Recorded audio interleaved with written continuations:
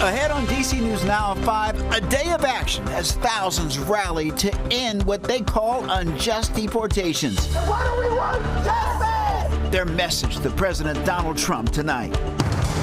We're tracking showers and storms through the end of the day today. We'll let you know if more stormy weather will be on the way for this weekend. Heads up, if you're missing a pet, Humane Rescue Alliance says be careful of becoming a target, the new scheme they are warning about. An inside look at Fairfax County's real-time crime center, how it's helping the community stay safe. It's all bark and no bite in Western Maryland, the fundraiser that's helping raise money for the American Cancer Society.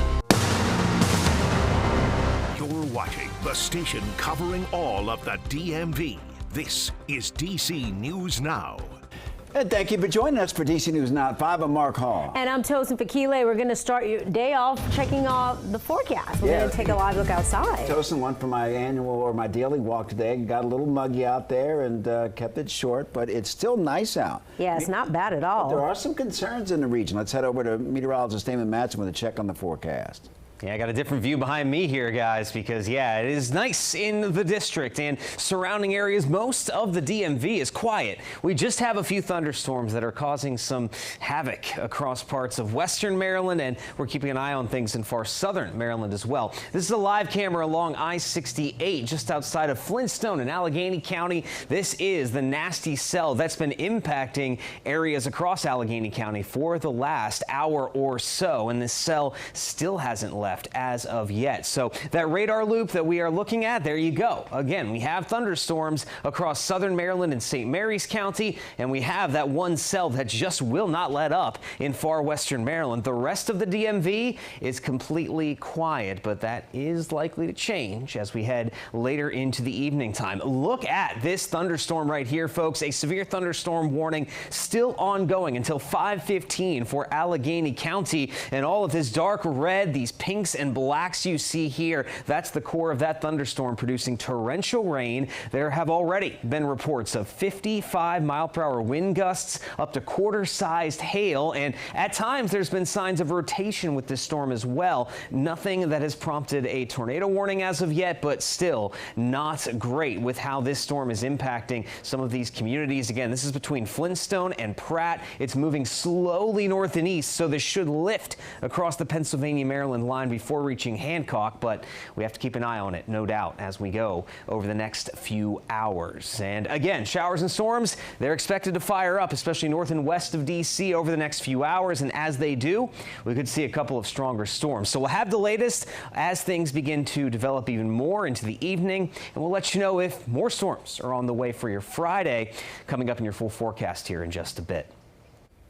All right, Damon, thank you. New developments in President Trump's mass deportation efforts. It involves the case of Kilma Abrego Garcia, the Maryland man wrongly deported to an El Salvador prison. Well, Senate Democrats plan to force a vote in the coming weeks on a resolution to require more transparency from the administration about deportations to El Salvador.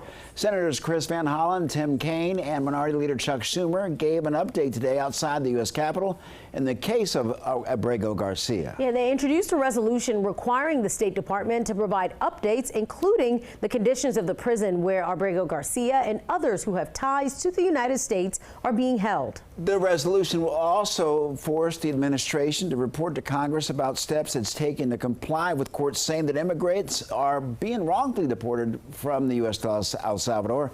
Van Hollen, who traveled to El Salvador last month, says the president has the power to facilitate the return of to the U.S., and the president himself also acknowledged that on an ABC interview on Tuesday. I spoke to the vice president of El Salvador. He was very clear. He said the ball's not in El Salvador's court. The ball is in the Trump administration's court. And he said that the only reason the government of El Salvador is holding him is because the Trump administration is paying him to do so. Abrego Garcia was deported to the prison last month despite not being charged with a crime. For weeks, the Trump administration has gone back and forth between admitting Abrego Garcia was mistakenly deported and insisting the U.S. has no power to bring him home. This is all despite orders from the Supreme Court.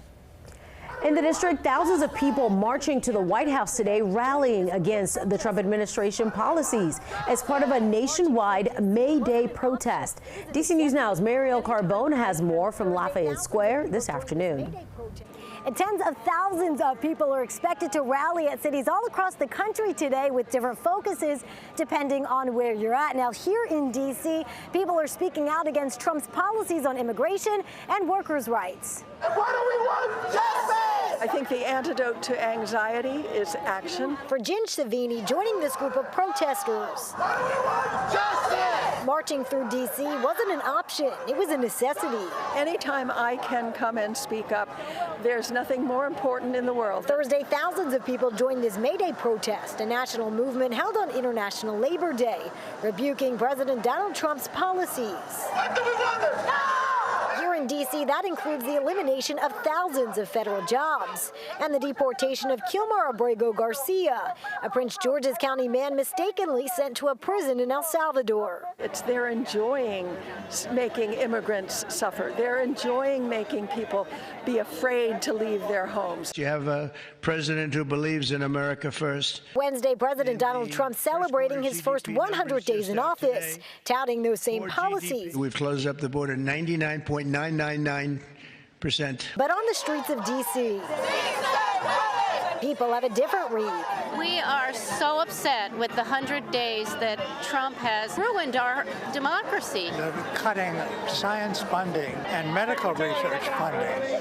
Unbelievable. Ralliers like Mark Bolton encouraging others to speak up. March wherever you are. If you're at a small town, try and organize some people and march against this dictatorship. And here in D.C., another rally happening later tonight. It's called For the Workers, Not Billionaires. That's from 5 to 8 p.m. over at Freedom Plaza. Reporting from Lafayette Square, I'm Mariel Carbone, D.C. News Now. Mariel, thank you. A College Park, Maryland man facing charges in the murder of his girlfriend, Briana Burton. Police say the Virginia woman died Sunday after being shot in Prince George's County. She was dropped off at White Oak Medical Center in Silver Spring and died shortly after. On Tuesday, police arrested her boyfriend, Rohari Palma. He faces charges including first and second degree murder.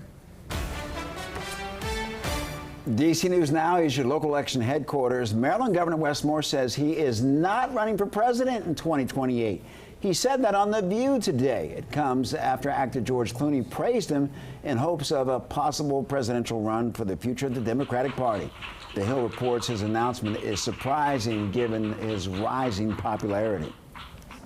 In Fairfax County, a search is underway for this suspect on your screen. Responsible officials say for over a dozen car break-ins and larcenies in McLean. They all happened on and around the intersection of West Branch Drive and West Park Drive. There have been at least 20 reports of break-ins since January. The suspect is believed to have stolen credit cards at a convenience store in Idlewood. Let's head to Fairfax County, where there are new efforts to curb crime in the area. The police department took us inside of their new real-time crime center designed to enhance crime safety with new technology. The center has been operating for nearly a year, helping to locate suspects and victims. The department says it's helped improve response times and also provide real-time video using license plates readers. Now, the crime center directs helicopters and patrol officers to suspects. FCPD says that they're partnered with local businesses to have cameras in the area connected to the crime center to help keep a watch for crime. What we aim to do here is leverage the use of technology and data to solve crime quickly and to provide that virtual officer safety for our officers that are on patrol. And it's extremely important to use the existing tools that are in the community to help really protect our officers and protect the community.